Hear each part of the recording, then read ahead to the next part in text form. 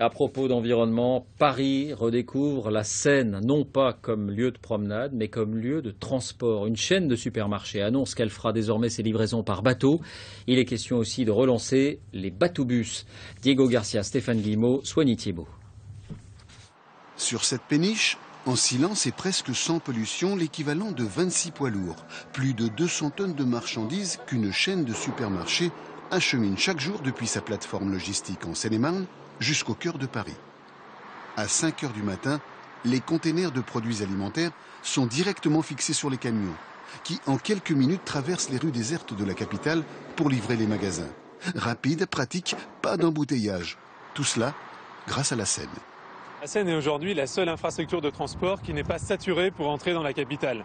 Sur les routes, vous êtes gêné par les embouteillages. Sur les voies ferrées, il y a priorité qui est donnée aux trains de voyageurs. Et la Seine est donc une très bonne artère pour faire entrer les marchandises dans Paris. Une artère dans Paris de près de 13 km de long et parfois 200 mètres de large. Aujourd'hui, elle ne sert quasiment qu'au transport des touristes qui admirent ces monuments au fil de l'eau. Jadis, tout Paris s'approvisionnait par bateau.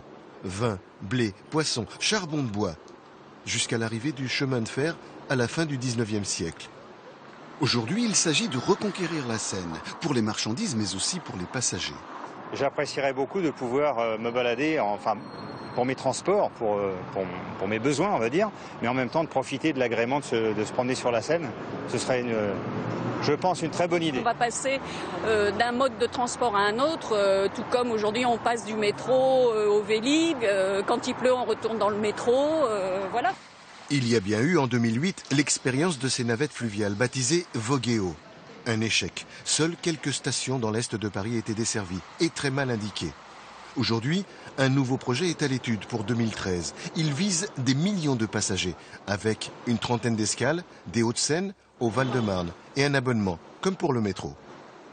Mais pour relever le défi du transport fluvial à Paris, il faudra tout revoir, tout modifier sur les quais de la Seine. Cela demandera du temps et des moyens à la hauteur de l'enjeu.